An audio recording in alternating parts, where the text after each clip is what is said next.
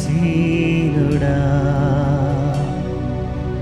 అత్యంత ప్రేమామయుడా, స్తుతి సింహాసనాసీనుడా,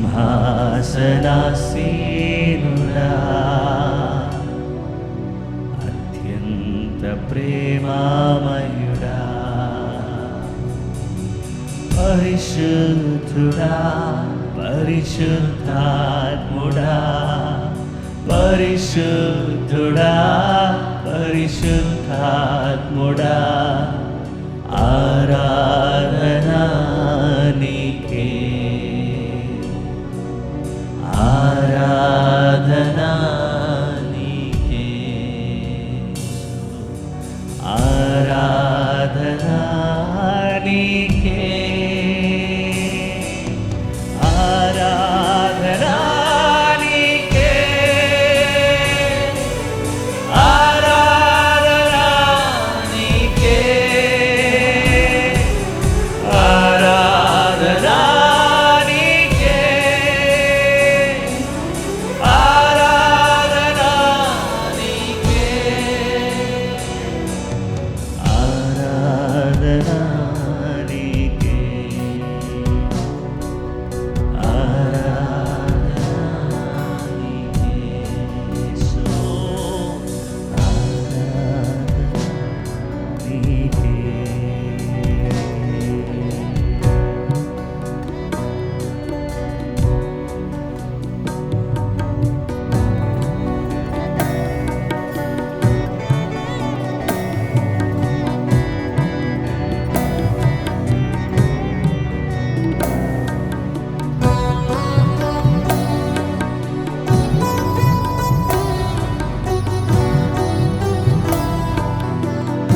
ఆశ్చర్యకరుడా,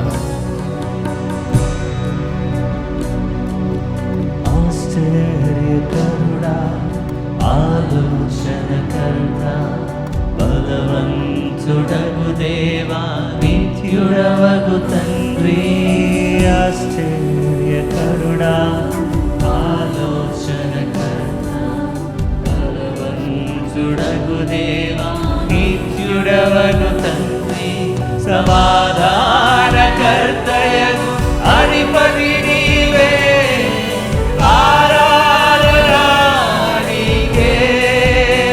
స్వరమెత్తి అధిపతి నీవే, అధిపతి నీవే, ఆరాధనా నీకే, ఆరాధనా నీకే, ఆరాధనా నీకే, ఆరాధనా నీకే, ఆరాధనా నీకే, ఆరాధనా, ఆరాధనా నీకే.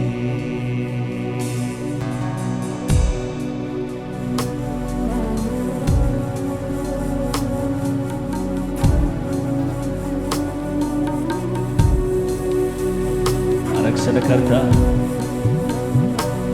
నిన్న నేడు ఏకరీతిగా ఉండి మారని మా దేవా,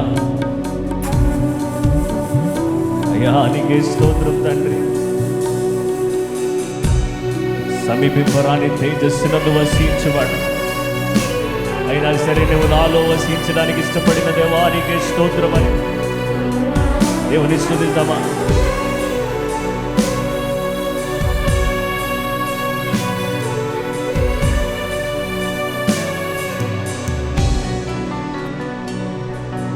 మా రక్షణకర్త, మారని మా దేవా, మాలో రహసించు మహిమా స్వరూపా, మా రక్షణకర్త, మారని మా దేవా, మాలో వసించు మహిమా స్వరూపా, మహిమా ఘనత ప్రభావము నీకే, ఆరాధనా నీకే, మహిమా మహిమా ఘనత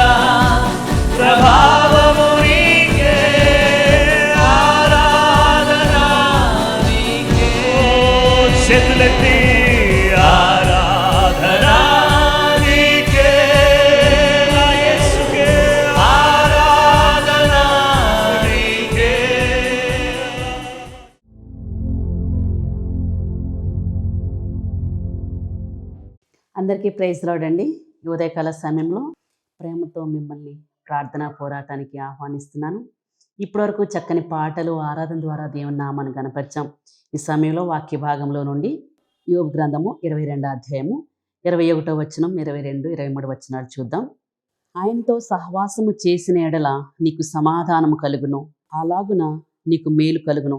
ఆయన నోటి ఉపదేశమును అవలంబించుము, ఆయన మాటలను నీ హృదయంలో ఉంచుకొనుము. సర్వశక్తిని వైపు నీవు తిరిగిన ఎడల నీ గుడారంలో నుండి దుర్మార్గమును దూరముగా తొలగించిన ఎడల నీవు అభివృద్ధి పొందేదవు. చిన్న ప్రార్థన చేసుకుందామండి. ఈ సమయంలో సర్వశక్తి మంతుడా, సర్వాధికారి, నీకే వందనాలు నా ప్రభా. స్తుతి ఆరాధన ద్వారా నీ నామాన్ని గణపరిచాం తండ్రి. ఈ సమయంలో నా ప్రభా, ఈ చదవబడిన వాక్యంలో నుంచి మాతో మాట్లాడండి. ఈ రోజంతా మీరు మాకు తోడుగా ఉండండి ఆయన. యేసయానికి వందనాలు. ఈ వాక్యాన్ని వింటున్న ప్రతి ఒక్కరిని కూడా నీ నామంలో జ్ఞాపకం చేసుకొని దీవించి బలపరిచి ఆశీర్వదించమని యేసు పరిశుద్ధ నామంలో ప్రార్థిస్తున్నాను తండ్రి, ఆమేన్. ఇక్కడ చదవబడిన వాక్యంలో ఆయనతో సహవాసము చేసిన ఎడల నీకు సమాధానము కలుగును అని అంటున్నాడు. ఈరోజు మన ధ్యానాంశము సమృద్ధి. మనకి సమృద్ధి కావాలి అని అంటే ప్రతి ఒక్కరు కూడా సమృద్ధిలో ఉండాలని కోరుకుంటారు, దీవించబడాలని కోరుకుంటారు. ప్రతి ఒక్కరు కూడా దేవునిలో ఉన్నా దేవునిలో లేకపోయినా ప్రతి ఒక్కరు కూడా సమృద్ధి అనేది చాలా ఇష్టం. అంటే సమృద్ధి అంటే ఎలాంటి కొరత లేకుండా ఉండడం చాలా ఇష్టం. ఎలాంటి సమస్యలు లేకుండా సమృద్ధి అయిన జీవితం మనం గడపాలంటే మొదటిగా ఆయన వైపు తిరగాలి. ఆయనతో సహవాసం చేసినడల నీకు సమాధానము కలుగును, అలాగున నీకు మేలు కూడా కలుగును. యోబు గ్రంథం 22 అధ్యాయం 23 వచనంలో చూస్తే, సర్వశక్తిని వైపు నీవు తిరిగినడల నీ గుడారములో నుండి దుర్మార్గమును దూరముగా తొలగించినడల నీవు మహాభివృద్ధి పొందేదవు. ఆయన వైపు తిరగాలి. ఏం విడిచిపెట్టి తిరగాలి అని అంటే, మనం పాపమును విడిచిపెట్టి, మన దుర్మార్గమును విడిచిపెట్టి, దుష్ట మార్గమును విడిచిపెట్టి ఆయన వైపు ఎప్పుడైతే తిరిగామో అప్పుడు మనకి అభివృద్ధి కలుగుతుంది. మన జీవితంలో గొప్ప సమృద్ధిని దేవుడు దయచేస్తాడు. సర్వశక్తుడు ఏం చేశాడంటే సర్వాన్ని కూడా సృష్టించాడు. ఒక్క మాటతో సమస్తమును ఆయన సృష్టించాడు. ఆయన సృష్టికర్త, ఆయన సర్వాధిపతి, ఆయన సర్వోన్నతుడు, మహాఘనుడు, ఆయన మహోన్నతుడు. ఆయన దగ్గరికి ఎప్పుడైతే వచ్చామో, ఆయన వైపు ఎప్పుడైతే తిరిగామో అప్పుడు దేవుడు మనకి గొప్ప సమృద్ధిని ఇస్తాడు. సర్వశక్తిని వైపు నీవు నేను తిరిగినట్లయితే మనం అభివృద్ధి చూస్తాం. ఈరోజు ఉదయకాలం లేచి ఎవరి వైపు చూస్తున్నాం? మనుషుల వైపు చూస్తే మనుషుల సహాయము వ్యర్థము. ఎప్పుడైతే దేవుని వైపు చూసామో దేవుడు ఇచ్చే సహాయం చాలా గొప్పది, అది శాశ్వతమైనది. సమృద్ధి కావాలంటే నీవు నేను చేయవలసిన పని ఒకటి ఉంది, అదే ఆయన వైపు తిరగడం. యాకోబు పత్రిక 4 అధ్యాయం 8 నుంచి 10 వరకు చూస్తే, దేవుని యొద్దకు రండి, అప్పుడు ఆయన మీ యొద్దకు వచ్చును. పాపులారా మీ చేతులను శుభ్రం చేసుకొనుడి, విమనస్కులారా మీ హృదయములను పరిశుద్ధపరచుకొనుడి. వ్యాకుల పడుడి, దుఃఖపడుడి, ఏడువుడి. మీ నవ్వు దుఃఖమునకును మీ ఆనందము చింతకును మార్చుకొనుడి. మీరు పాపంలో ఉన్నారు, నా వైపు రండి, మిమ్మల్ని మీరు శుద్ధి చేసుకోండి, నా దగ్గరికి వచ్చి కన్నీరు కార్చండి, ప్రార్థన చేయండి. ఎప్పుడైతే మీరు ప్రార్థన చేస్తారో, ఎప్పుడైతే మీరు కన్నీరు కారుస్తారో, మీ కన్నీటి నేను చూచి మీకు నివారణ కలుగు చేస్తాను. మీరు నా వైపు వచ్చారు కదా, నేనేం చేస్తానంటే నేను మీ వైపు వచ్చి మీకు ఏం కావాలో అది నేను తీరుస్తాను అని అంటున్నాడు. ఈ లోకంలో ఎవరు కూడా అంత గొప్ప హామీ మనకి ఇవ్వరండి. అయితే దేవాతి దేవుడు నా దగ్గరికి రండి, మిమ్మల్ని మీరు శుభ్రం చేసుకోండి, మీ హృదయమును కుమ్మరించండి, మీ చేతులను కడుక్కోండి అంటున్నాడు. మన చేతులు పాపముతో నిండి ఉన్నాయి కాబట్టి, పాపులారా నా దగ్గరికి రండి, విమనస్కులారా, 2 మనసులు కలిగిన వారులారా నా దగ్గరికి రండి, మీ చింత తొలగించి మీకు ఆనందాన్ని కలుగు చేస్తాను అంటున్నాడు. బైబిల్లో ఒక స్త్రీ ఉంది, ఆమె పేరు నయోమి. ఆమె ఏం చేసిందంటే బెత్లెహేము నుండి ఆమె ఎక్కడికి వెళ్ళిపోయిందో తెలుసా? మోయాబు దేశానికి వెళ్ళిపోయింది. బెత్లెహేం అంటే రొట్టెల ఇల్లు. బెత్లెహేములో గొప్ప సమృద్ధి ఉంది. ఆ సమృద్ధిలో నుండి లేమిలోకి వెళ్ళిపోయింది. ఇప్పుడు లేమిలో ఉన్నప్పుడు ఎవరు గుర్తొస్తున్నారు? బెత్లెహేం గుర్తొచ్చింది, తండ్రి ఇల్లు గుర్తొచ్చింది. గుర్తు రాగానే తను ఏం చేసిందో తెలుసా? తను తిరిగి ప్రయాణమై బెత్లెహేంకు వచ్చింది. ఎప్పుడైతే తిరిగి యేసు వైపు చూస్తావో అప్పుడు మనకి దేవుడు ఆశీర్వాదాలు ఇస్తాడు. ఇక్కడ ఈ నయోమి ఏం చేసిందంటే తిరిగి బెత్లెహేంకి వచ్చింది. తన జీవితం మారిపోయింది. తన కోడల జీవితం మారిపోయింది. ఎంత అద్భుతం అంటే యేసుక్రీస్తు వంశావళిలోనే ఆమె కోడల పేరు ఉంది. అన్ని వదిలేసి వెళ్ళిపోయింది. తిరిగి దేవుని వైపు తిరిగింది. ఈ వాక్యం వింటున్న మనం కూడా దేవుని వైపు తిరిగేవారిగా ఉండాలి. లోకం వైపు చూస్తే లోకంలో ఉన్నదంతా శరీరాశ, నేత్రాశ, జీవపటంబం, ఇలాంటి వాటికి దూరంగా ఉండాలంటే దేవుని వైపు మనం తిరిగేవారిగా ఉండాలి. పాపములో ఉన్న వారిని దేవుడు తప్పిస్తాడు, రక్షిస్తాడు. రెండోదిగా ప్రమాదంలో ఉన్నవారు ఆయన వైపు తిరిగితే ప్రమాదంలో నుంచి దేవుడు తప్పిస్తాడు. ఎలాంటి ప్రమాదంలో నీవున్నావు? అప్పులు అనేవి నిన్ను చుట్టుముడుతున్నాయా?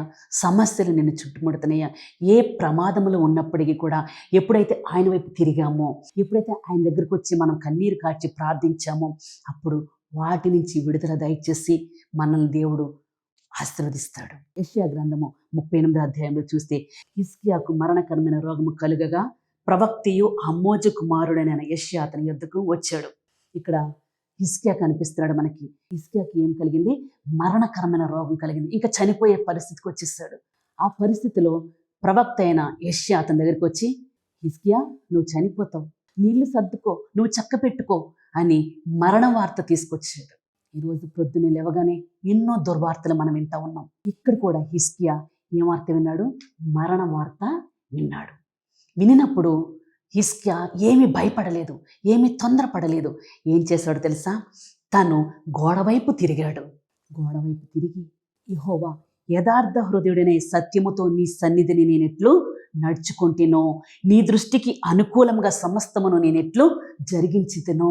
నువ్వు చూస్తున్నావు కదా ప్రభువా, ఇప్పుడు నేను నీ వైపు తిరిగాను, నేను భయంకరమైన వార్త విన్నాను, మరణ వార్త అని గోడవైపు తిరిగి పశ్చాత్తాప హృదయంతో దేవుని పాదాలు పట్టుకుని కన్నీరు కారుస్తా ఉన్నాడు. ఈ వార్త నుంచి, ఈ దుర్వార్త నుంచి నాకు విడుదల కావాలి, కృపతో నన్ను జ్ఞాపకం చేసుకునమని హిజ్కియా అడుగుతా ఉన్నాడు. హిజ్కియా అడిగినప్పుడు దేవుడు హిజ్కియా కన్నీరు చూచి, నీవు కన్నీళ్లు విడిచుట చూచితిని, నీ ప్రార్థన నేను అంగీకరించి ఉన్నాను. హల్లెలూయా. ఈ ఉదయకాలం ఏ విషయంలో కన్నీరు కారుస్తున్నావు? దేని కొరకు నువ్వు బాధపడుతున్నావు?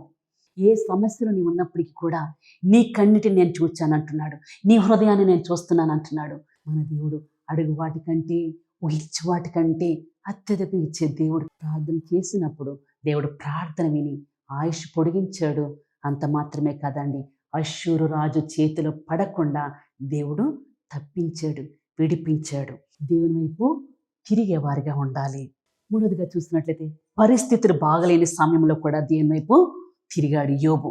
యోబు పరిస్థితి అసలు ఏమీ బాలేదు. మొదటి 2 అధ్యాయాల్లో చూస్తున్నట్లయితే అతనుకున్న సంపద పోయింది, కుటుంబం పోయింది, సమస్తం కూడా కోల్పోయాడు. పరిస్థితి అస్సలు బాలేదు, చివరికి ఆరోగ్యం కూడా పోయింది. అయినా కూడా దేవుణ్ణి విడిచిపెట్టలేదు, లోకం వైపు తిరగలేదు, సహనంతో ఉన్నాడు, నిజాయితీగా ఉన్నాడు. అందుకని యోబు గ్రంథం 42వ అధ్యాయం 10వ వచనంలో చూసినట్లయితే, మరియు యోబు తన స్నేహితుల నిమిత్తము ప్రార్థన చేసినప్పుడు యెహోవా అతని క్షేమస్థితిని మరలా అతనికి దయచేసెను, మరియు యోబునకు పూర్వము కలిగిన దానికంటే 2 అంతలు అధికముగా యెహోవా దయచేసెను. హల్లెలూయా. ఇక్కడ చూడండి, ఎప్పుడైతే దేవుని వైపు తిరిగామో పరిస్థితులన్నీ కూడా అస్సలు బాలేదు, సమస్తం కోల్పోయాడు. కుటుంబం పోయింది, సంపద పోయింది, ఆరోగ్యం పోయింది, అన్నీ పోయినప్పటికీ కూడా నిజాయితీగా దేవుని వైపు చూస్తూనే ఉన్నాడు. ఇక్కడ దేవుడు ఏం చేస్తాడో తెలుసా? 2 అంతల ఆశీర్వాదం దయచేశాడు. ఎప్పుడైతే నిజాయితీగా ఉంటామో, ఎప్పుడైతే దేవుని వైపు చూస్తామో, దేవుడు మనల్ని ఆశీర్వదించి అభివృద్ధి పరిచే దేవుడు, మనకు సమృద్ధినిచ్చే దేవుడు. ఏమీ లేకపోయినా యేసయ్యను మన హృదయంలో కలిగి ఉంటే చాలండి, అన్నీ ఉన్నట్టే. ఈరోజు సమృద్ధి అనే అంశంలో సర్వశక్తిని వైపు తిరగాలని నేర్చుకున్నాము. ప్రమాదములు ఉన్నవారు ఆయన వైపు తిరగాలి. పరిస్థితులు బాగోలేకపోయినప్పటికీ కూడా ఆయన వైపు తిరిగితే దేవుడు మనల్ని సమృద్ధితో నింపుతాడు. నయోమి ఏం చేసిందో, తిరిగి మోయాబును వదిలేసి బెత్లెహేముకు వచ్చింది. హిజ్కియా గోడవైపు తిరిగి ప్రార్థన చేసి ఆయుష్ను పెంచుకున్నాడు. పరిస్థితులన్నీ కూడా ఏమి బాగోలేకపోయినా, సమస్తం కోల్పోయినా యోబు నమ్మకంగా నిజాయితీగా ఉన్నాడు. కాబట్టి దేవుడు 2 అంతల ఆశీర్వాదాన్ని దయచేశాడు. ఒక గద్ద ఎగురుతా ఉంది. సడన్గా కాకి వచ్చి గద్ద వీపు మీద వాలి ముక్కుతో పొడుస్తూ ఉంది. ముక్కుతో పొడుస్తూ ఉంటే గద్ద ఏమీ చేయట్లేదు. తన రెక్కలతో తన్నేమి ఇబ్బంది పెట్టట్లేదు. అలాగే భరిస్తూ ఉంది. ఆ గద్ద అలాగే ఎగురుతూ ఉంది. ఈ కాకి మాత్రం ఏం చేస్తుందంటే తన ముక్కుతో పొడుస్తుంది. గద్ద ఏం చేస్తుందంటే తన శక్తిని ఏమాత్రం కూడా వాడకుండా ధైర్యంగానే ఉంది. పొడుస్తున్నా కానీ భరిస్తుంది, సహిస్తుంది. తీరా చూసి ఏం చేసిందో తెలుసా? గద్ద రివ్వున ఎగురుకుంటూ ఎత్తైన స్థలంలోకి వెళ్ళిపోయింది.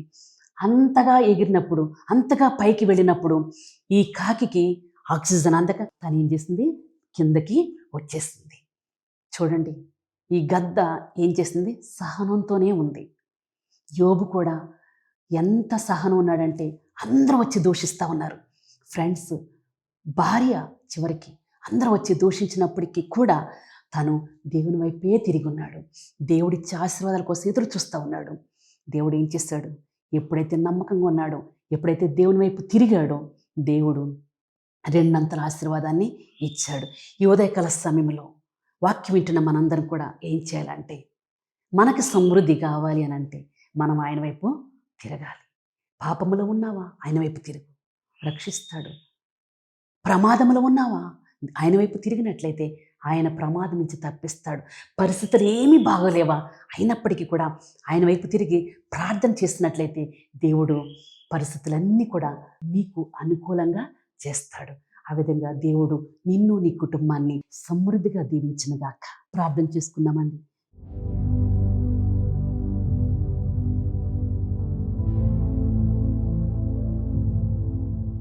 స్తోత్రం తండ్రి, వందనాలు నా ప్రభా. మహాగణుడ, మహోన్నతుడ, సర్వాధికారి మీరికే వందనాలు. ఈ సమయంలో నా తండ్రి వాక్యం ద్వారా మాతో మాట్లాడారయ్యా. మా జీవితంలో మాకు సమృద్ధి కావాలంటే సర్వశక్తిని వైపు తిరగమని వాక్యం సెలవించిన రీతిగా సర్వశక్తుడైన దేవా, నీ వైపు తిరగడానికి సహాయం చేయండి. పాపమును వదిలి నీ వైపు తిరగడానికి సహాయం చేయండి. ప్రమాదాల నుంచి తప్పించుకోవాలంటే నీ వైపు తిరగడానికి సహాయం చేయండి. నాయన, భయంకరమైన పరిస్థితుల నుంచి తప్పించబడాలంటే మేము నీ వైపు తిరగాలని నేర్చుకున్నాం. మీరిచ్చే ఆశీర్వాదాలు, మీరిచ్చే గొప్ప సమృద్ధిని పొందుకోవడానికి సహాయం చేయండి. యేసయ్యా, మీకే వందనాలు తండ్రి. స్తోత్రం నా ప్రభా. గొప్ప దేవా, మీకే వందనాలు. ఈ వాక్యం ద్వారా మాతో మాట్లాడారయ్యా, మీకే వందనాలు. యోబు నా ప్రభా ఎంతో సహనంతో ఉన్నాడు. అలాంటి సహనము దయచేయండి. అలాంటి నిజాయితీ మాకు దయచేయండి. అలాంటి నిరీక్షణ మాకు దయచేసి మీరిచ్చే గొప్ప సమృద్ధి కొరకు ఎదురు చూడడానికి నీ వైపు మాత్రమే తిరిగి ఉండడానికి సహాయం చేయండి. నయోమి నా ప్రభా తిరిగి బెత్లెహేంకి వచ్చినట్టుగా యేసు, మేము కూడా నా ప్రభ తిరిగి నీ వైపు రావడానికి సహాయం చేయండి. నీ వైపు తిరిగి నా ప్రభ మీరిచ్చే నా ప్రభ పరలోక సంబంధమైన, ఇహలోక సంబంధమైన ఆశీర్వాదాలు, సమృద్ధిని పొందుకోవడానికి సహాయం చేయమని, నీ ప్రత్యేకమైన కృప మాకు దయచేయమని, మీరే మహిమ, ఘనత, ప్రభావాలు పొందమని మా అందరిని కూడా దీవించండి. ఆయన మా సంఘాలను దీవించండి. ఆయన విశ్వాసులను, కుటుంబాలను దీవించండి. మీకే వందనాలు, స్తోత్రాలు, స్తుతులు చెల్లిస్తూ యేసు నామములో ప్రార్థిస్తున్నాను తండ్రి. ఆమేన్. అందరికీ ప్రైజ్ లార్డ్ అండి. దేవుడు మిమ్మల్ని, మీ కుటుంబాన్ని సమృద్ధిగా దీవించునుగాక. ఆమేన్.